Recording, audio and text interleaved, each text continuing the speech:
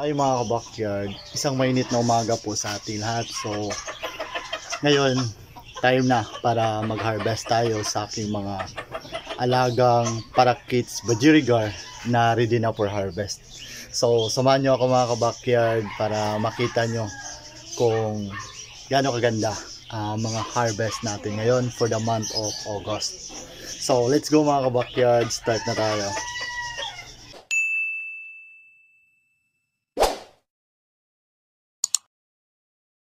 Hello mga ka-backyard, so time na para mag-harvest tayo sa aking mga pang-harvest na parakits bajirigar. So unahin ko nga pala mga ka-backyard ang DIY cage ko na gamit ko ang electric pan na sira. At saka kailangan din tayo maghanda ng carrier dahil dito natin nilalagay ang ating mga na-harvest na painakay ngayon sa mga breeders na pagkukunan natin ng mga good for harvest na ibon. So, mayroon po ditong apat na painakay mga ka-backyard, isang wild type green, isang yellow TCB, isang yellow, at isang pied na parakits. Ayan, may nakatakas mga ka-backyard. Sayang, natakasan tayo ng isa. Hindi talaga natin maiwasan mga ka-backyard pag once nag-harvest tayo na may mga ibon na may ilap at kapag mayroon silang nakitang maliit na butas, so doon sila dadaan para makatakas.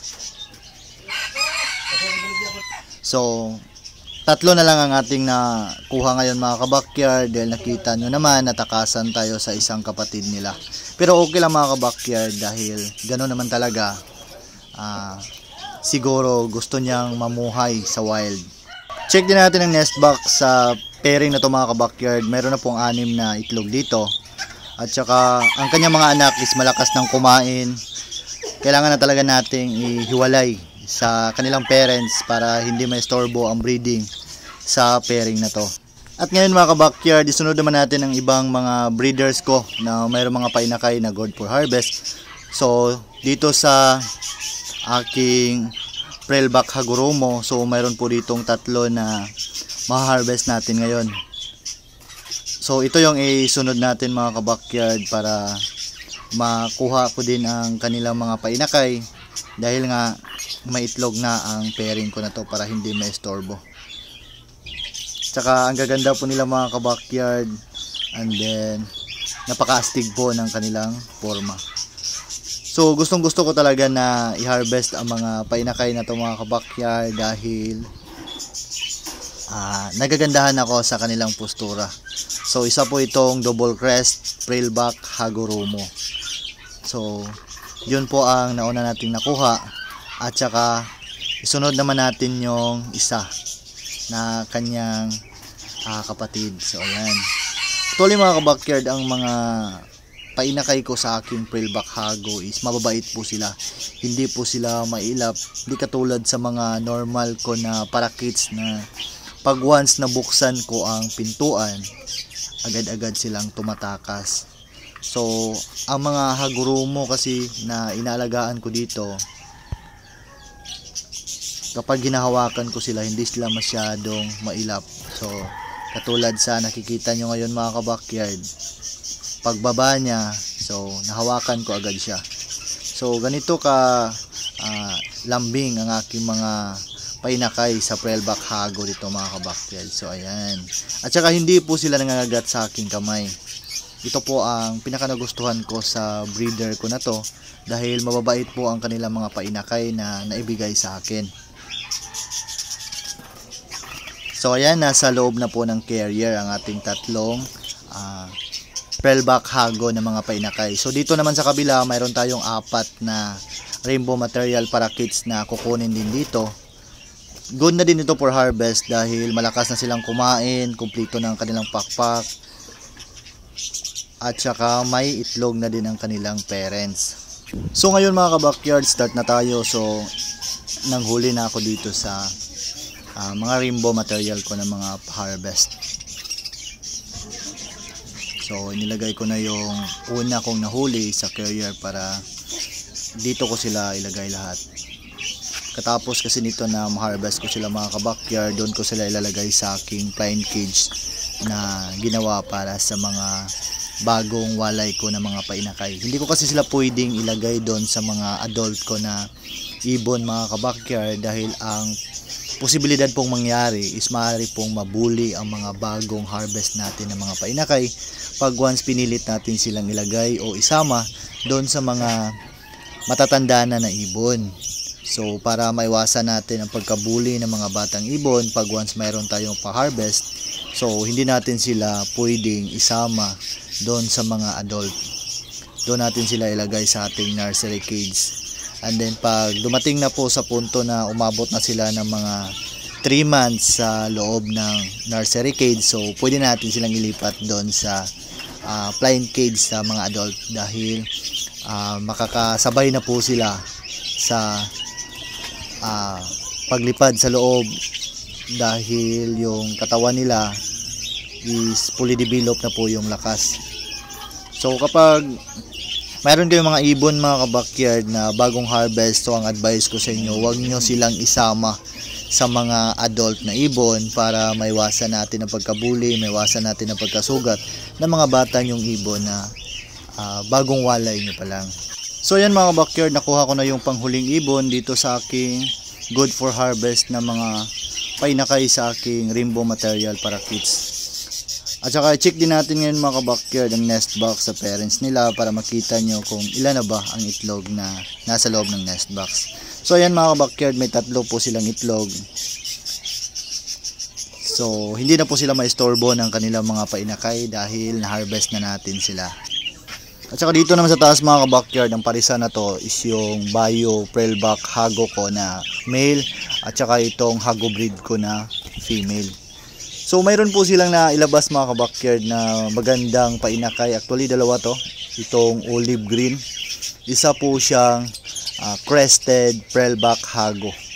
So actually dalawa sila na olive green na mayroon mga frill sa kanilang likod. So ayan. At saka ang kanyang mga kapatid is mayroon ditong lutino na crested lang.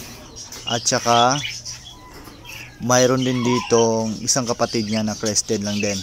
Actually mga kabakyard, ang mga painakay na to, yung mga crested lang, is mayroon na po silang dugo ng Hagoromo.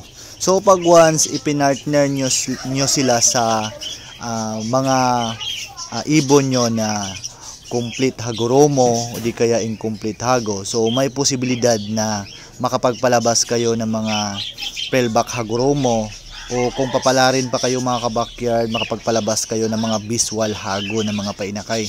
Dahil nga, ang kanilang parents is carrier na po ng Hagoromo na bloodline. At pagdating naman dito sa harvest ko mga kabakyard, maganda na po silang pang project natin. So kung gusto kayong makalest, sure na po ito na may dugong Hagoromo ang mga Hago breed ko dito na pa-harvest dahil nakikita nyo naman na yung dalawang olive green ko is sure sila na double crest pearlback Hago at saka yung mga kapatid nila is yun yung mga double crest lang o yung top crest na mga Hago breed.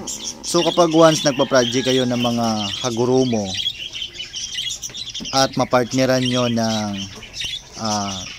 complete Hagoromo ang mga Hago breed ko dito na mga painakay, so maaari kayo makapagpalabas ng mga visual Hago at saka pearlback Hagoromo.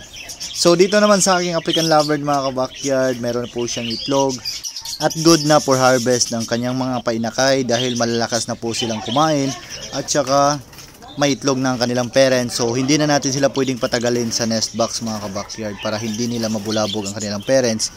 Dahil pag once pinatagal pa natin, baka mabulabog ang kanilang parents at pwede silang sugatan.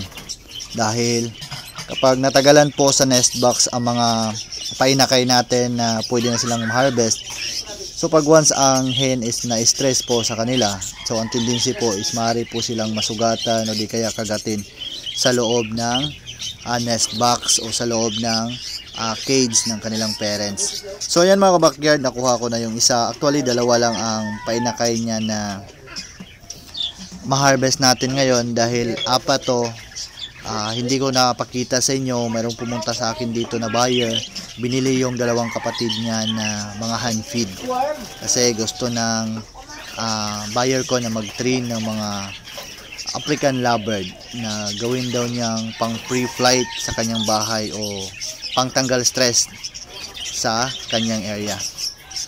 Dahil mabait tayo mga ka-backyard, so binigyan ko siya ng dalawang hand feed sa parisan na to. At saka ngayon, i-harvest na din natin ang dalawang to para magtuloy-tuloy na ang breeding ng ating African lovebird dito.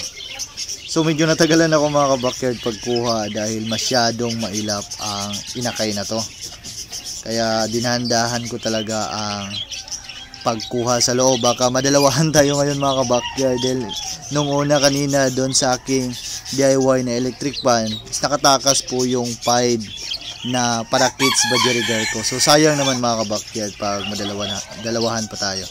So mas mabuti nang mag-iingat tayo pag harvest natin para hindi tayo matakasan ng ating mga painakay na good for harvest. So ayan mga ka-backyard, ganyan po kaganda ang dalawang African lovebird na harvest natin ngayon. At saka ito naman yung mga parakeets budgerigar ko mga ka-backyard na harvest. So medyo marami-rami sila. So salamat po sa Panginoon dahil nakabawi tayo sa ating mga good for harvest na mga painakay. Kahit nakaranas tayo nung tag-init na hindi magandang panahon, so ngayon mga ka-backyard na good season na para sa ating mga ibon, so nakabawi din tayo. So inuna ko nga pala mga ka-backyard ang aking dalawang African lovebird na ilagay dito sa flying cage ng aking African. So hindi ko kasi sila pwedeng isama doon sa aking mga parakeets budgerigar dahil ang ugali po ng African mga ka-backyard is matatapang po sila. So kapag isinama ko sila doon sa aking mga parakeets budgerigar, double cage lang naman yung paglagyan ko sa kanila ngayon. So baka mabuli o di kaya patayin ng mga African lovebird ang mga parakeets ko. So para makaiwas ako sa pagkakaroon ng mga injured ko ng mga painakay, so dito ko sila ilalagay sa kabilang nursery cage ko na para sa mga parakeets budgerigar. So ayan mga ka-backyard, inumpisahan ko na po. Nilagay ko na sila dito sa nursery cage ko na good for parakeets. So ayan, nag-start na po silang pumasok sa loob. At saka enjoy na po sila sa kanilang bagong kulungan. At saka mayroon pang ibang mga ka-backyard na hindi gustong lumabas. Parang nagustuhan na nila ang kanilang carrier na bagong kulungan. Pero hindi pa rin natin sila dito ilagay mga ka-backyard. Gusto kasi silang ilagay dito sa aking nursery cage para makalipad sila ng mataas at saka ma-exercise ang kanilang mga pakpak. So ayan, medyo natagalan po tayo sa pagpalabas ng tatlong to dahil hindi pa nila alam kung nasaan ang pintuan. So ayan, dalawa na lang po ang natira mga ka-backyard. Paunahan kayo kung sinong unang makalabas sa inyo. So ayan, nauna po ang Spellback Hagurumo ko mga ka-backyard.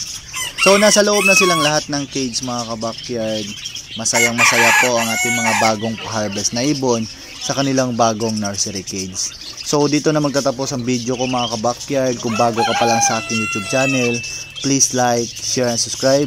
At pakipindot na din yung notification bell para lagi kayong updated sa mga coming videos ko pa na i-upload sa inyo.